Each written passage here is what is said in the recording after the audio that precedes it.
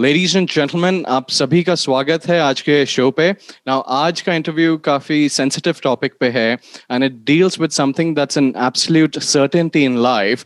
लेकिन कोविड के दौरान हमने किसी ना किसी ऐसे को खोया है जिसकी हमें बिल्कुल मतलब एक्सपेक्टेड भी नहीं था। सो आज हम मिसेस वर्षा वर्मा के साथ इंटरव्यू कर रहे हैं। Now Mrs Verma by the every definition of the word is a true Covid warrior. Now, she also is the founder of एक कोशिश ऐसी भी, which is an NGO based out of Lucknow, और उनकी फाउंडेशन पूरे यूपी को cover करती है। Now, ma'am, before we sort of get into the interview, I personally want to ask you what Ek Koshish SEB stands for, and if you can talk just a bit more about your foundation. Okay जैसे कि नाम से ही पता चलता है कि एक कोशिश ऐसी भी कोशिश मुझे लगता है किसी भी क्षेत्र में किसी भी चीज के लिए किसी भी बात के लिए की जाए और अगर वो सफल हो जाए तो क्या बात है। तो ठीक इसी तरह से मेरी एनजीओ का नाम है एक कोशिश ऐसी भी, और एक कोशिश ऐसी भी कि चाहे वो फाउंडर हो चाहे हमारी टीम हो, वो निरंतर कोशिश करती रहती है कि किसी भी तरह की कोई भी छोटी या जेन्युइन कोई भी बड़ी मदद किसी भी तरह की हो, किसी भी क्षेत्र की हो, किसी भी परिवार की हो या किसी भी जाति की हो, इन सब चीजों से परे हम लोग सिर्फ कोशिश में लगे रहते हैं कि किसी भी तरह की मीन्स चाहे वो एजुकेशन से रिलेटेड हो या मेडिकल से रिलेटेड हो या डेड बॉडी से रिलेटेड हो या किसी भी तरह से A to Z, अगर जेन्युइन कोशिश है और जेन्युइन हेल्प किसी को चाहिए तो डेफिनेटली वो हमारी संस्था की तरफ से पूरी की जाती है। हमारी यही पूरी कोशिश होती है कि आज तक हम लोग अभी तक किसी को हम लोग मना ना कर पाए, और प्रभु की इतनी कृपा भी है कि कभी किसी कार्य को हम लोग ना बजट की वजह से हम लोगों ने कभी मना किया, ना अदर किसी पर्सनल वजह से या किसी भी वजह ऐसी आज तक अभी कोई नहीं आ पाई जिसकी वजह से हम ये कह पाए कि नहीं मैम हम या सर मैं आपका काम नहीं करा सकती, तो आप कहीं और मदद के लिए गुहार करिए। तो ये एक जो छोटी सी कोशिश है एक बड़ा रूप ले रही है और निरंतर लोगों की सेवा कर रही है। जी, आई मीन ये जो छोटी छोटी कोशिश हैं, पीपल डोंट रियलाइज ये छोटे छोटे जो एक्शन होते हैं इवेंचुअली इतनी बड़ी उसमें मोमेंटम आ जाता है। For example IDG as a group started very small from a very small group of friends in Dubai, but वो अब इस तरीके का इवॉल्व हो चुका है।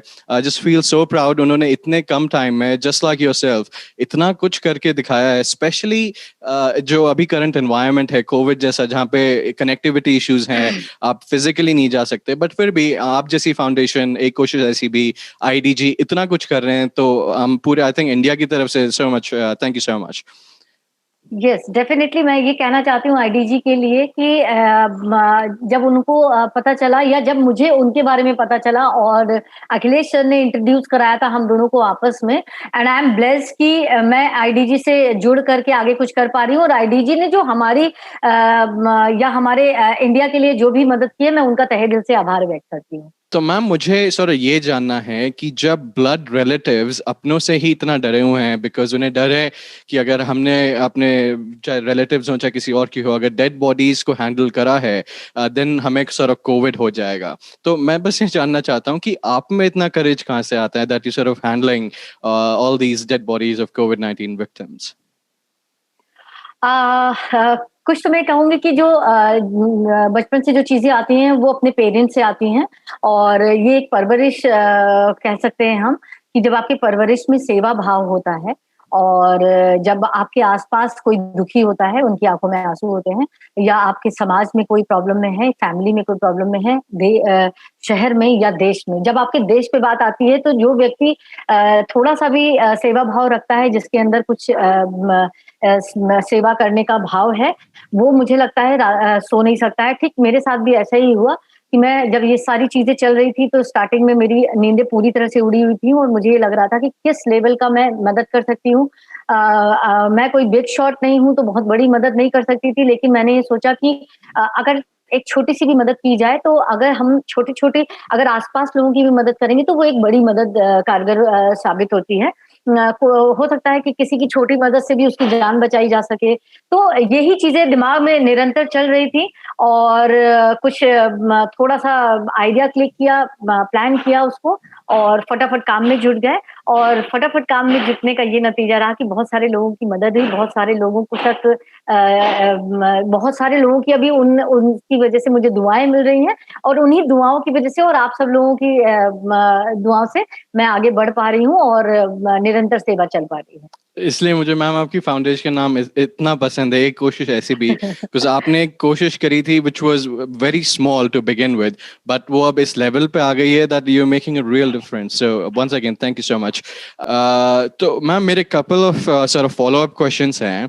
हमने न्यूज़ पे देखा है जैसे कि गंगा पे हमें वो डेड बॉडीज फ्लोट करती हुई दिखी हैं, तो मेरा भी यही मानना था इनिशियली कि ये कोविड-19 पेशेंट्स की अनक्लेम्ड डेड बॉडीज हैं, but I did some more research, मुझे ये पता चला है कि ये जो प्रैक्टिस है ये पहले से चलती आ रही है प्री कोविड टाइम्स, बट आप because your on ground you know what the reality is. तो अभी क्या है in these floating dead bodies, अभी एक स्पाइक आया है, we see more and more of these bodies. तो are these unclaimed dead bodies of कोविड-19 victims or is this something that's been going on which is normal? Okay. इस बारे में मैं बहुत कुछ आपसे नहीं बता पाऊंगी, क्योंकि मैंने कोई रिसर्च नहीं की है इस बात पे, क्योंकि चूंकि मेरा इस समय जो सेवा चल रही है वो निरंतर चल रही है, और बहुत आप कह सकते हैं कि इस समय तो बड़े लेवल पे चल रही है, क्योंकि 5 गाड़ियां लगी हुई हैं अस्पतालों में, तो जिम्मेदारी बहुत बड़ी है हमारी। तो अदर चीजों के लिए चूंकि मुझे टाइम नहीं मिल रहा है, लेकिन मैं ये कह सकती हूँ कि गवर्नमेंट की तरफ से, मैं किसी गवर्नमेंट का फेवर नहीं कर रही हूँ, लेकिन फिलहाल जो प्रेजेंट टाइम की गवर्नमेंट है वो ही ये पैंडेमिक को फेस कर रही है। तो उसके बारे में डेफिनेटली मैं कहना चाहूंगी कि जो हमारे लखनऊ में जो सुविधाएं दी गई हैं वो डेफिनेटली बहुत अच्छी हैं, काफी अच्छी लेवल की हैं, और शासन प्रशासन सारे लोगों ने सारी चीजें निःशुल्क कर रखी हैं, और ये हमारा और आपका नजरिया है कि हम उसको किस तरह से लेते हैं। मुझे लगता है कि बीइंग जो मैं नागरिक हूँ और मेरी क्या जिम्मेदारी समाज के प्रति बनती है, तो वो मैं समाज के लिए अपनी जिम्मेदारियों को पूरी कर रही हूँ। और जो मुझे लगता है ये जो बॉडीज हैं उसके 2 या 3 रीजन हो सकते हैं। मैंने कोई रिसर्च नहीं की, ये मेरा अपना व्यू है, maybe I am wrong. मुझे लगता है जो आसपास के गाँव के लोग होते हैं जिनके पास पैसा नहीं होता है, और पुरानी प्रथाएं भी हैं कि पास के जो लोग कहते हैं कि अगर आसपास जो नदियों के आसपास अगर बॉडी को हम लोग डिस्पोज करेंगे तो शायद उनको क्या वो तृप्ति मिल जाती है। तो इस तरह की जो पुरानी रीतियां चली आ रही हैं, जो पुराने गांव के लोग हैं, मुझे लगता है ये वही बॉडीज हैं, और मतलब ये पॉजिटिव बॉडीज मुझे नहीं लगता कि ऐसा है। हाँ, मे बी कि कुछ उसमें पॉजिटिव बॉडीज भी होंगी, क्योंकि गाँव में बहुत ज़्यादा चूँकि फैसिलिटीज़ नहीं हैं, तो जिनके पास पैसे नहीं है, तो हो सकता है उन लोगों ने भी आस-पास ये किया हुआ हो, और मुझे नहीं लगता कि मैं उससे ज़्यादा कुछ बता पाऊँगी हम्म, बॉडीज़ के बारे में। जी हाँ। ठीक है मैम, तो एक और फॉलो अप क्वेश्चन है, हम भगवान ना करे किसी को इससे निकलना पड़े, बट हमारी फैमिली में भी we lost people, very immediate family members have come very close to the brink of death. तो जब किसी फैमिली में किसी मेंबर की डेथ हो जाती है from COVID, what are the protocols that the family should be following? Okay. जब फैमिली में किसी की डेथ हो जा रही है, 2 तरह की हम बातें इसमें बता सकते हैं। एक तो डेथ होती है हॉस्पिटल्स में बिटवीन ट्रीटमेंट, तो उनके लिए डिफरेंट चीजें हैं। उनकी बॉडीज के लिए अकॉर्डिंग टू प्रोटोकॉल वो बॉडीज एक प्लास्टिक बैग में रखी जाएंगी, और उसको जो नियरेस्ट क्रिमेशन सेंटर है वहां पे ही ले जाया जाएगा। उनको हम कहीं ये नहीं है कि अस्पताल से पहले हम घर ले जाएं, घुमाएं, और या वो होता नहीं है कि लास्ट उसमें हम लाइए घर वालों से मिलवा दें, या इस तरह की ये प्रोटोकॉल के खिलाफ है चीजें। और किसी जो नियरेस्ट जो हॉस्पिटल होता है वहां से हम लोग उन बॉडीज को कैरी करके ले जाते हैं, और डायरेक्ट क्रिमेशन सेंटर पे ले जाते हैं, और उनमें किसी भी तरह का अदर चीजें इन्वॉल्व नहीं होती हैं कि उसमें किसी भी तरह की हम उसमें पूजा पाठ करा सकें, या उस प्लास्टिक बैग को खोल करके चीजें उसमें हम कुछ कर सकें। तो ये और अगर कोई भी व्यक्ति इसके खिलाफ जाता है तो वो अगेंस्ट प्रोटोकॉल है, और मुझे लगता है कि उसकी कड़ी कार्रवाई होती है। और दूसरा, जब अगर बॉडी कोई भी डेथ घर में हो जा रही है तो उनके लिए डेफिनेटली चीजें डिफरेंट हो जाती हैं। उनके जो अगर पॉजिटिव मेंबर्स हैं उनके घरों में, तो वो लोग नहीं जा सकते हैं, चूंकि अगर वो घर से निकलेंगे तो डेफिनेटली जिस जिस एरिया में जाएंगे तो उनसे काफी लोग इन्फेक्ट हो जाएंगे, तो उनके फैमिली मेंबर्स नहीं जा सकते हैं। और उनको भी डेफिनेटली उनके जो नियरेस्ट जो क्रिमेशन सेंटर है वहां पे ले जाया जाता है। नगर निगम द्वारा जो एक काउंटर बने हुए हैं वहां पे उनको एक पॉजिटिव रिपोर्ट दिखा करके एक रिसिप्ट मिलती है, और रिसिप्ट वही रिसिप्ट जो है एक प्रूफ के तौर पे रहती है, कि एक रिकॉर्ड के तौर पे रहती है कि कितनी पॉजिटिव बॉडीज आई हैं दिन भर में। और प्लस वो दूसरा काम उसका ये होता है कि उनको जितनी भी पॉजिटिव बॉडीज का रिकॉर्ड है उनके अकॉर्डिंग गवर्नमेंट उनको पे करेगी, जो नगर निगम के द्वारा जो बॉडी क्रिमेट कर रहे हैं, जो लड़के लगे हुए हैं।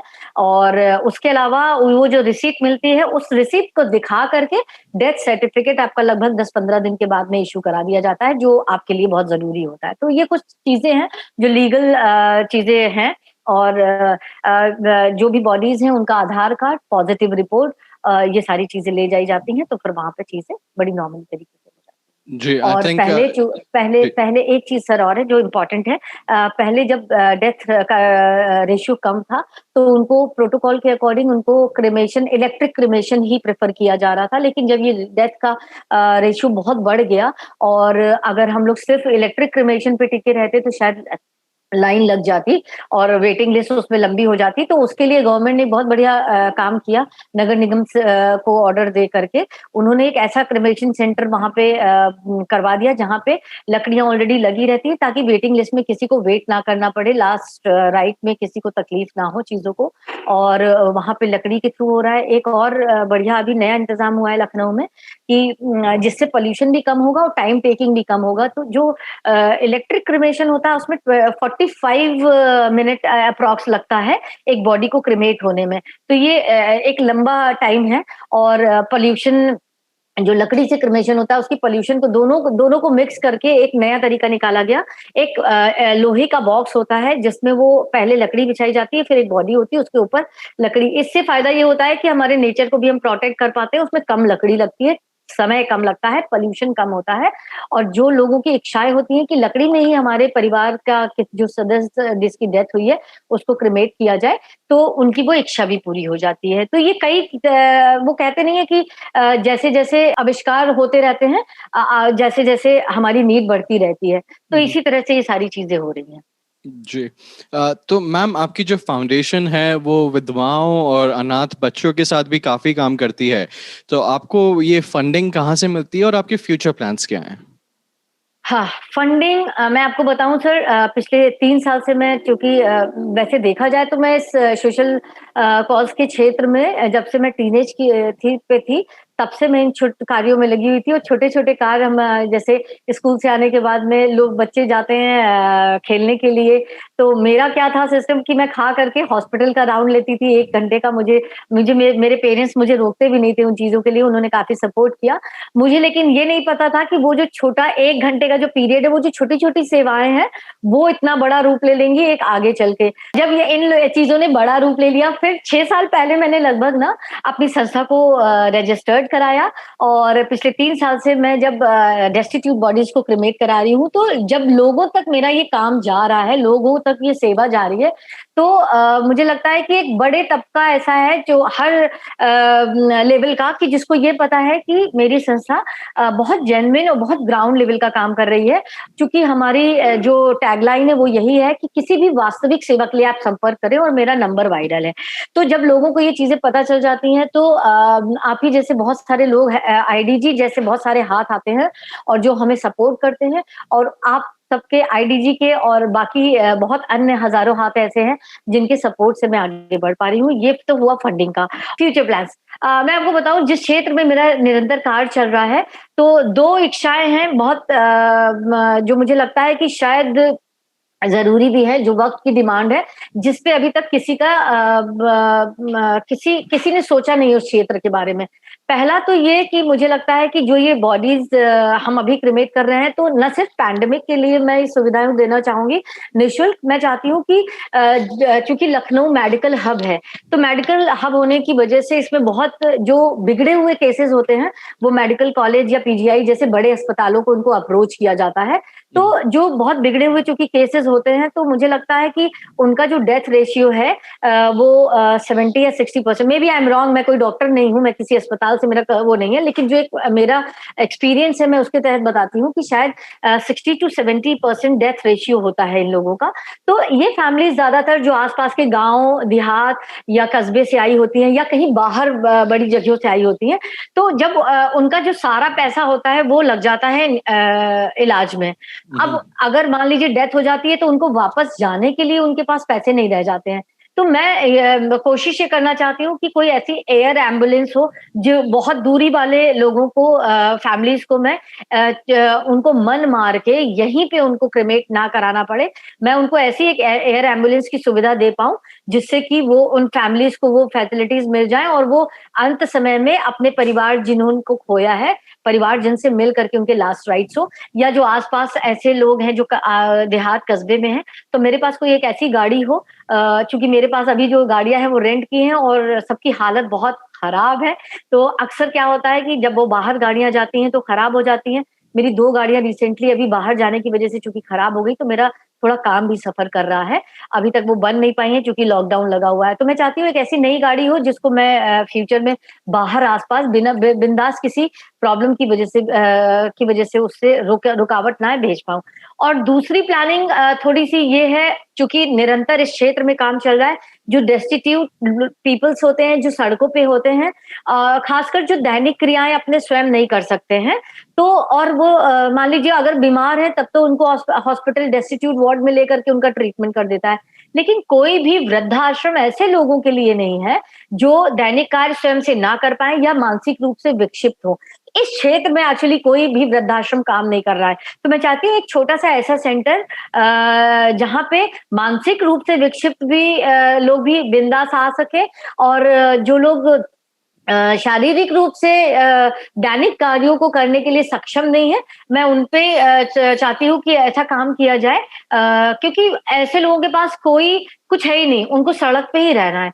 तो मैं नहीं चाहती कि ऐसे लोग सड़क पे रहे। वृद्धाश्रम है, जो लोग वृद्धाश्रम पे काम कर रहे हैं बहुत अच्छी बात है, वो लोग उस पे करते रहे। मैं ऐसे तबके पे काम करना चाहती हूँ जिनको लिटरली कोई नहीं छूता है, चाहे वो परिवारजन हो, समाज के लोग हो, या जो एनजीओ जो है, या जो वृद्धाश्रम वाले काम कर रहे हैं। तो भगवान की अगर कृपा रही, उनकी अगर उनकी वो रही, तो मैं ऐसे लोगों पे काम करना चाहती हूँ। जी, बहुत ही अच्छा ख्याल है मैम। मुझे क्या है, बिल्कुल भी इस पे वो नहीं है, डाउट नहीं है कि ये नहीं होगा, बिकॉज आपने इतनी छोटी उससे स्टार्ट किया एंड यूर हियर। तो आने वाले 5 साल में आई मीन भगवान करे, एज यू राइटली सेड, कि आपकी फाउंडेशन जो आपकी प्लानिंग है वो प्लस और कुछ भी कर रही हो। तो one final thing would be कि आपका पब्लिक को एक अगर कोई एक मैसेज है तो वो क्या होगा? पब्लिक को मैं सिर्फ एक सिंपल सा मैसेज देना चाहती हूँ, चाहे वो यूथ हो, चाहे जो भी हमारे लिसनर्स हैं, जो भी हमें सुन पा रहे हैं, देख पा रहे हैं, बस सिंपल सा मैं उनसे एक बात कहना चाहती हूँ। आप जीवन में चाहे जितना पैसा कमाइए, चाहे जिस क्षेत्र में आप मेहनत कीजिए, चाहे जिस क्षेत्र में आप अपने फ्यूचर को आप अपना देख रहे हो, बस एक सिंपल सी आदत आप अपने अंदर डेवलप कीजिए, वो आपकी जिंदगी बदल देगी, और वो है मदद करने की। मदद छोटी या बड़ी नहीं होती है, मदद बस इतनी होती है कि आप ये समझ लीजिए आपके हो सकता है आपके लिए जो एक रोटी वेस्ट हो, आप उसको डस्टबिन में डाल रहे हो, वही एक रोटी किसी की जान बचा सकती है। तो बस सिंपल सी एक आदत, एक हैबिट, एक सोच बदलने की बात है कि आप मदद की आदत डाल लीजिए, आपकी जिंदगी बदल देगी ये एक बात। जी, और आई थिंक मेरे ख्याल से लोगों को लगता है कि मदद करनी है तो उस बड़े लेवल पे करनी चाहिए, बट क्या होता नहीं, है कि जब वो जो छोटी छोटी चीज हैं, इट्स लाइक कंपाउंडिंग इफेक्ट, जो आप छोटी छोटी चीज कर रहे हैं ऑन अ डेली बेसिस, साल 2 साल 5 साल में वो इतना बड़ा बन जाता है मोमेंटम। आप you're a perfect example of this. तो again once again thank you so much ma'am, आप इस इंटरव्यू पे आए, और आपके साथ साथ I would like to thank IDG इस इंटरव्यू को अरेंज करने के लिए, and that's pretty much it. So once again, thank you so much, ma'am. Thank you so much, bye bye. Bye bye.